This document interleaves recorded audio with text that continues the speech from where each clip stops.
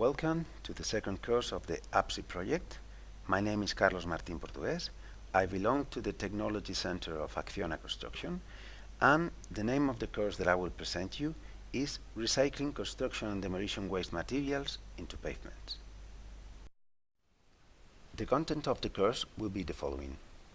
I will summarize what is a construction and demolition waste, the context in the European Union in terms of policies and strategies, potential uses of construction and demolition waste in road construction, from the initial remarks that should be taken into consideration to applications on embankments, subbases, and asphalt concrete layers.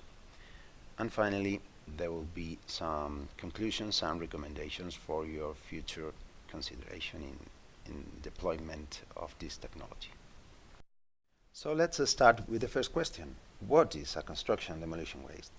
Considering the list of European waste, a construction and demolition waste includes many products: concrete, bricks, tiles, metals, soils, and many others. But it is possible to affirm that the main products that you can find out in a construction and demolition waste are bricks, metals, and of course concrete.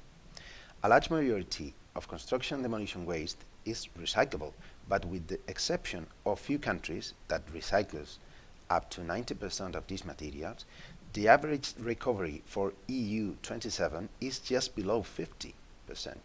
That is why valorization of this waste is a priority in Europe.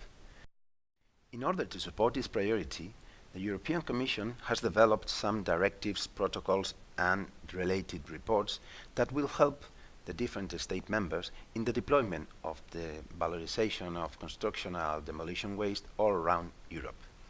The most important one is the Waste Framework Directive, that is the pillar for this strategy, and it is also crucial the 7th Environment Action Programme 2020 that will support turning waste into a resource as one of the keys for this strategy.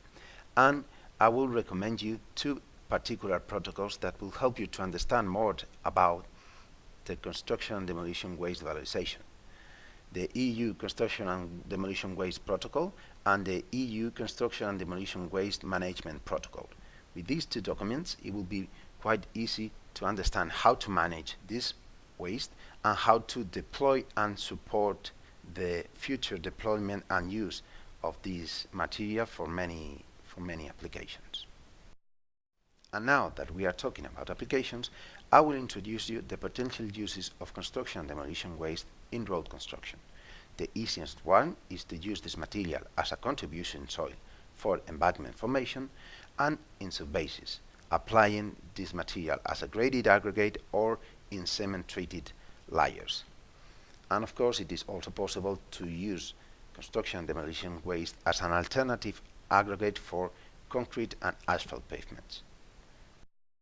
Before describing in detail the applications that we have validated in the APSE project, I will give you the initial remarks that you have to consider if you want to go for a successful application in construction and demolition waste. The first one is that you have to review and check the technical specifications and the environmental constraints of the country where you will operate.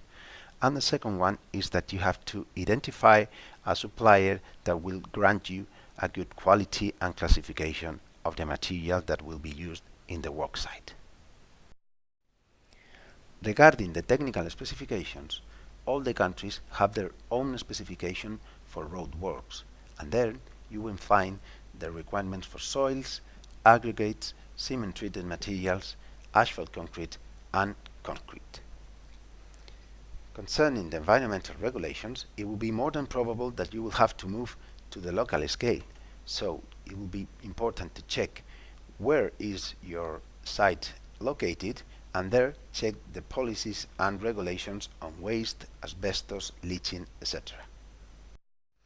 Now, talking about the other remark, quality and classification, what I want to transmit to you is that you have to find and select a very good construction and demolition waste supplier, because it will be important to classify the material in the graded aggregates that will be necessary for the different applications mentioned before.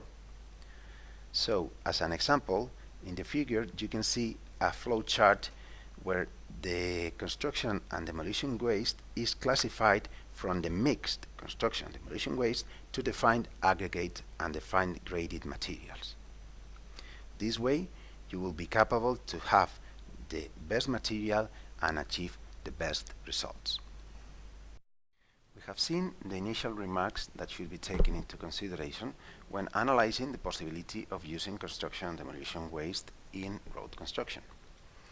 From this slide to the end of the presentation and of this course, I will summarize the results that we have achieved in the APSE project, where we have used the construction and demolition waste as an alternative to natural soil and as an alternative to the aggregates that can be used in subbases, both granular subbases and cement-treated subbases, and as an alternative to the aggregates that normally are used for the production of asphalt concrete.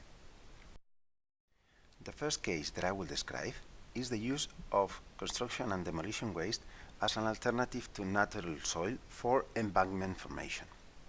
This can be an interesting application when you have a polluted soil or a poor soil where the mechanical properties are not expected for civil works, or maybe it can be interesting just if you have a construction and demolition waste source that will offer you lower prices than the one that you can get from a soil quarry. Although this material is not considered as a soil, what we did in the APSE project was to classify this material as a soil. Why? Because if you have to justify that you are going to use construction and demolition waste for embankment formation, you will have to explain the client or the road authority that the mechanical properties and the characteristics of these materials are quite similar to natural soil, and there is no problem on using this kind of material for embankment formation. We checked the Spanish classification for soils and the testing that are necessary to carry out for soil characterization, and we analyze all the properties from the grading curve to plasticity index, collapse, soluble salts, free swelling, organic matter, and of course CBR. And as you can see in the table, the results that we achieved using construction and demolition waste were the ones expected for a suitable soil. And this is a very good result, because this way you can justify that you can use construction and demolition waste for embankment formation, because the mechanical properties are the required by the regulation, and there is no problem on using this for your worksite. The second case that I will explain you is the use of construction and demolition waste for subbases, using this waste as an alternative to the aggregates used for granular subbases and to the ones used for cement-treated subbases. First, I will explain you the limitations that we find out when considering the use of construction and demolition waste as an alternative to the aggregates used for granular subbases. In the first table, you can see the limits established by the Spanish specification for granular subbases, and in the column on the left, the different tests that are necessary according to this specification. In the table below, you see the explanation on the heavy traffic categories in Spain. If you check the results, the limitation that we find out was mainly the one for Los Angeles abrasion test, where you can see that the limits are 30 and 35 for heavy traffic, T0, T2, and low traffic roads, T3, T4, and shoulders. And the results achieved specifies that it is only possible to use this construction and demolition waste for low traffic roads and shoulders. The other limitation that we find out for this application was the grading curve.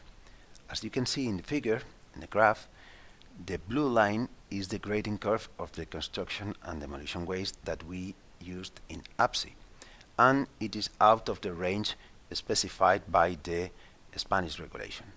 This means that this construction and demolition waste will not be suitable for granular subbases if you do not sieve or treat properly the material, because otherwise the application should be discarded.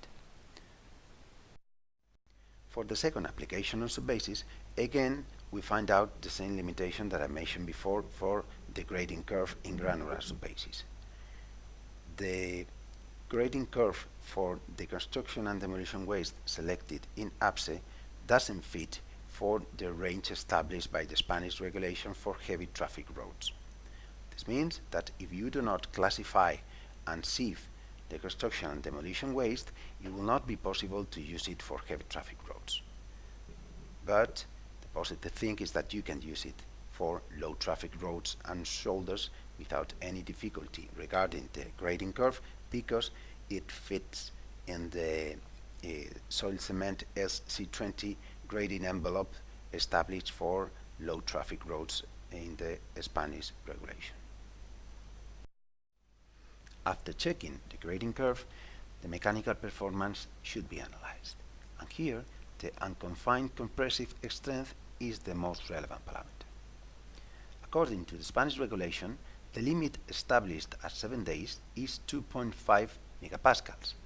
And if you check the blue line, we can achieve that limit of 2.5 just with 2.5% of cement, which is a positive result, and this means that it will be possible to use this construction and demolition waste selected in APSE for the construction of subbases like the ones that we are considering in this application.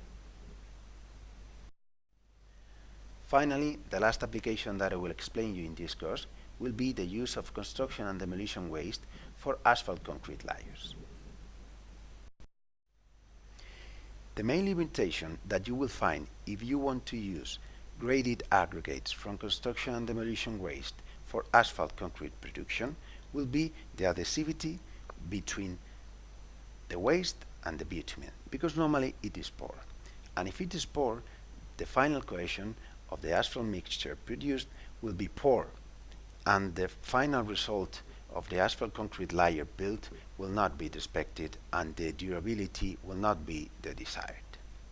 For that reason, the recommendation is to use a little amount of construction and demolition waste for asphalt concrete production.